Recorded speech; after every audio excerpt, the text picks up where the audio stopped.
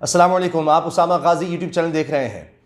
ख्वाजा आसिफ की गिरफ्तारी के फ़ौरन बाद मरीम नवाज साहिबा ने प्रेस कॉन्फ्रेंस की, हंगामी प्रेस कॉन्फ्रेंस, और इसने बहुत से सवाल उठा दिए हैं कि आखिर मरीम नवाज साहिबा की आवाज़ कांप क्यों रही थी और उनसे बोला क्यों नहीं जा रहा था, और इतना शदीद वो घबराई हुई थी, दबाव में थी, गुस्से में थी। क्या बात थी कि वो सही तरह बात नहीं कर पा रही थी।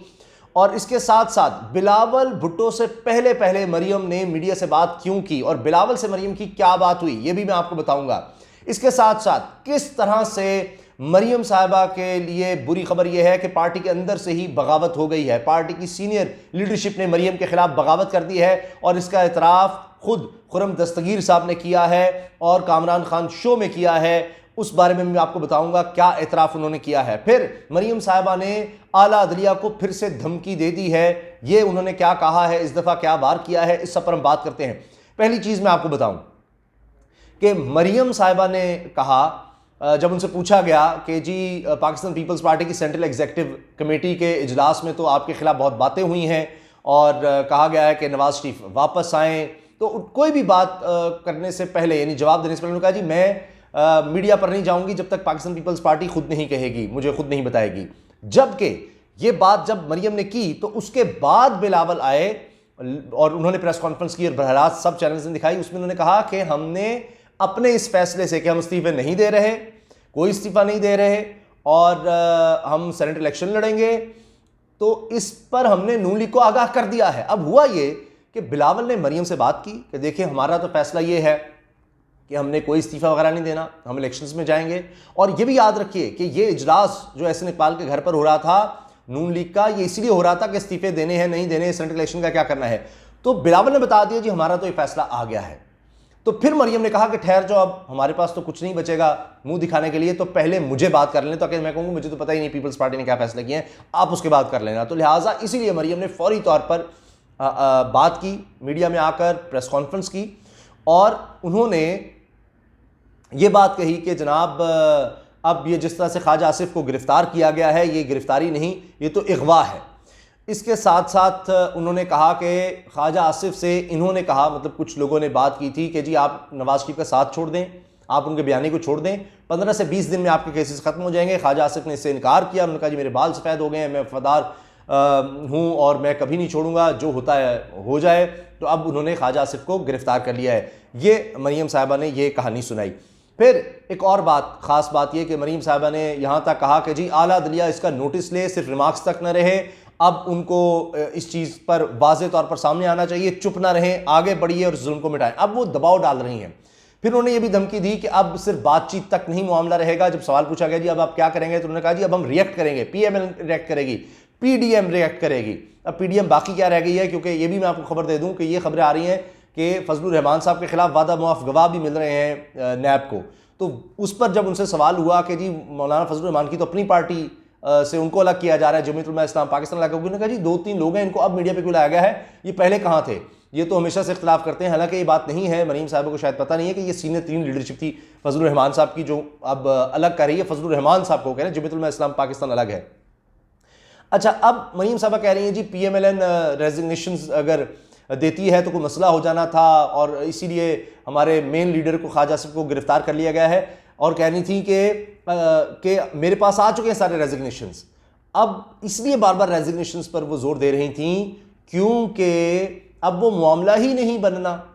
उसकी वजह यह है कि खुर्रम दस्तगीर साहब ने इस बात का एतराफ़ कर लिया है कि मेजॉरिटी, नून लीग की मेजॉरिटी इस्तीफे देने के हक में नहीं है।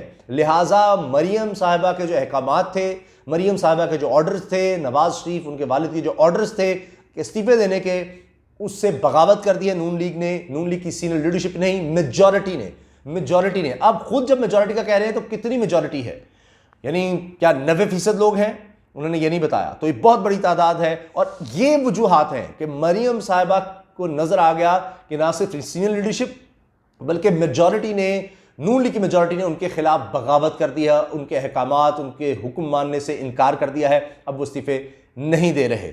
और अब तो पीपल्स पार्टी का जब फैसला सामने आ गया, इसीलिए मरियम साहब ने प्रेस कॉन्फ्रेंस में कोई ऐसी बात नहीं कही। तो उनका जो अंदाज था इतना यानी कांपने का और आवाज़ लड़खड़ा रही थी, बोला नहीं जा रहा था, उसकी वजह यह है कि पाकिस्तान पीपल्स पार्टी खुलकर सामने आ गई, अब बचा कुछ नहीं।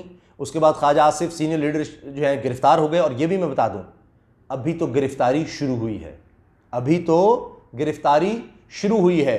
और इस गिरफ्तारी से पहले पहले शाहिद खाकान अब्बासी साहब अमेरिका जा चुके हैं, और यह भी बड़ा अहम है। और यह बात पाकिस्तान पीपल्स पार्टी की सेंट्रल एग्जीक्यूटिव कमेटी में भी हुई है कि जनाब ये ये शाहिद खाकान अब्बासी साहब ये किस तरह से बाहर चले गए, और ये ख्वाजा आसिफ की गिरफ्तारी एक तरफ और शाहिद खान अब्बासी का नाम ECL से कैसे निकल गया, यानी वहाँ भी ये डील की चहमगोइयाँ हो रही हैं। शहजाद अकबर साहब ने बड़ी अहम बातें की हैं, और उन्होंने कहा है कि नवाज शरीफ के हवाले से बरतानवी हुकाम से हम राब्ते में हैं, बाज़ाब्ता भी जवाब नहीं आया, और पासपोर्ट के मुतालिक हम कानून के मुताबिक फ़ैसला करेंगे। उनका पासपोर्ट जो है वो ख़त्म हो रहा है। और साथ उन्होंने ये भी कहा कि नवाज शरीफ का इलाज पता नहीं कैसा हो रहा है कि एक टीका भी उन्होंने लगवाया। सबसे ख़ास बात यह है कि उन्होंने कहा है वाज़े, आने वाले दिनों में नवाज शरीफ के लिए मज़ीद मुश्किलात होंगी।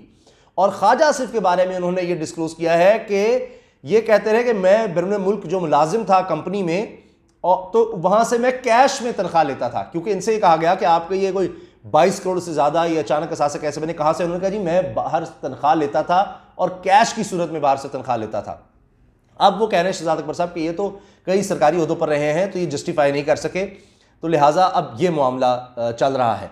एक बात, चूंकि मैं नोट्स लेता रहा जब मरीम साहब बात कर रही थी, क्योंकि इसी से अंदाजा होता है बॉडी लैंग्वेज से क्या हुआ। टाइमिंग बड़ी अहम थी कि उसके बाद पीपल्स पार्टी आई है और उन्होंने बात की ताकि मरीम साहबा को ये एक स्पेस मिल जाए, ब्रीदिंग स्पेस, के मीडिया उनसे सवाल पूछे, देखें वो तो इस्तीफे दे ही नहीं रहे, अब आप क्या करेंगे। उन्होंने ऐलान कर दिया इस्तीफे ना देने का, तो ये तो मामला ही खत्म। अदम एतमाद की तहरीक लानी है तो ले आए, ये तो लॉन्ग मार्च चाहते थे, रेजिग्नेशन हर चाहते थे, तो तहबाला करना चाहते थे निज़ाम को, वो तो अब होगा नहीं।